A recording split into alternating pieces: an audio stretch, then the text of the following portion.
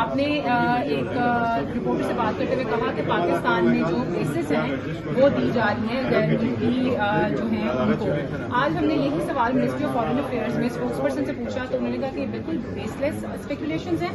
ہم نے کسی بھی ملک کو جو ہے وہ کسی قسم کی کوئی بیسز جو ہیں وہ نہیں, ہم جیسے کہ ہم اردو میں اگر ایکسپلین کرتے ہیں کہ ہم کسی کو کوئی اڈے نہیں دے رہے, امریکہ ہو, ایران ہو یا کوئی بھی دوسرا ملک ہو. اس پر آپ کیا کہتے ہیں؟ یا ان کا یہ موقف ہے, ان کو پہلے بھی دینا چاہیے تھا. اور قومی اسمبلی میں ہم لوگ منسٹری آف فارن افیئرز جو ہماری اسٹینڈنگ کمیٹی ہوگی فارن افیئرز کی, وہاں پہ ان کو طلب کریں گے اور وہاں پہ ان سے پوچھ گچھ کریں گے. اور وہ صرف پریس کانفرنس پہ نہیں, تحریری طور پہ لکھ کے ہمیں دیں کہ وہ ریکارڈ کا حصہ بنے. تو آپ کو جو یہ خبر ہے آپ کے پاس کہ بیسز دی گئی ہیں, وہ آپ کا مطلب جو سورس ہے وہ اوتھینٹک ہے آپ کے پاس؟ اوتھینٹک وہ اپنے وہ آ کے ڈاکیومنٹ کر کے ہمیں بتائیں, صرف پریس کے حوالے سے نہیں, کیونکہ کل وہ منکر ہو سکتے ہیں کہ جی ہمارا تو کچھ اور مطلب تھا. جس طرح کہ ہوتا رہا ہے, ہم لوگ ان سے ڈاکیومنٹ کرائیں گے, آن ریکارڈ لے لیں گے, آن اوتھ.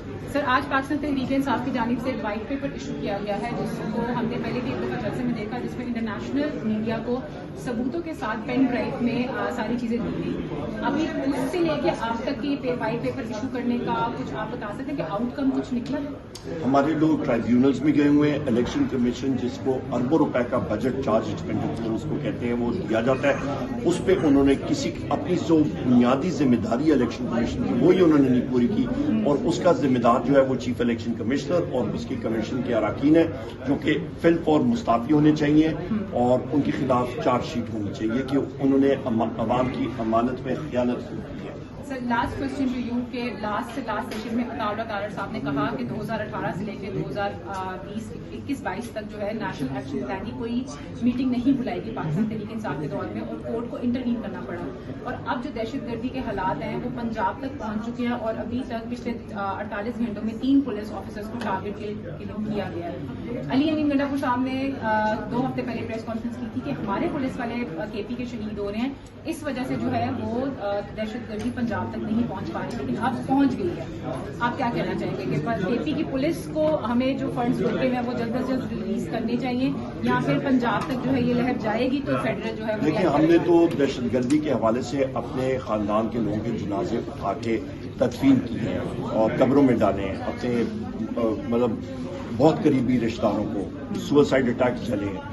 لہٰذا عطاء تارڑ جو بات کر رہا تھا, قومی اسمبلی بھی اس نے بات کی تھی اور اس نے غلط بیانی کی تھی, اور اس کو وہاں پہ میں نے ٹوکا تھا اور میں اٹھ کے میں نے پروف کیا تھا کہ اسی قومی اسمبلی میں اس وقت جنرل باجوہ صاحب تھے اور اس وقت کے ڈی جی آئی جنرل فیض حمید صاحب تھے. انہوں نے بریفنگ, ایک ان کیمرہ بریفنگ دی تھی قومی اسمبلی میں, اور وہ سارے پارٹیوں کے وہاں پہ ہیڈز اور وہاں پہ نمائندگان وہاں پہ موجود تھے, اور ان کو معلوم ہے, انہوں نے, کیونکہ وہ ان کیمرہ بریفنگ تھی, میں یہاں پہ وہ ڈسکلوز نہیں کر سکتا. اور انہوں نے نیگوشیشنز کے بارے میں باقی ساری چیزیں کی تھیں. اور تحریک انصاف کی حکومت کے آپ دیکھ لیں کہ دہشت گردی کے جو مطلب واقع تھے وہ بالکل نہ ہونے کے برابر ہو گئے تھے.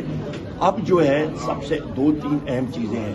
آپ کا اکنامک جو ایشوز ہیں, آپ کی اقتصادی جو پریشرز ہیں اس کی وجہ سے, اور اوور آل جو عدم مطلب لوگوں کا اس سسٹم میں یقین نہیں ہے اور جو کنٹرول نہیں ہے ان لوگوں کا, اس کی وجہ سے اب یہ دہشت گردی بڑھ رہی ہے. اب کے پی بار بار کہہ رہے ہیں کہ ہمیں مذاکرات کرنے چاہیے, ہمیں مذاکرات کرنے چاہیے. بیرسٹر سیف نے کہا ہے کہ میں رابطے میں رہتا ہوں تحریک طالبان پاکستان کے ساتھ, اور اگر کوئی میسج ہوتا ہے تو میں وہ پہنچاتا ہوں. کے پی کا اگلا اسٹیپ کیا ہوگا؟ کیا مذاکرات کے لیے آپ لوگ پش کریں گے وفاق کو, پرائم منسٹر سے بات کریں گے, یا پھر کیسے لیں گے؟ یہ تو سارے اسٹیک ہولڈرز اکٹھے ہو کے ڈیسائیڈ کریں گے قومی مفاد میں.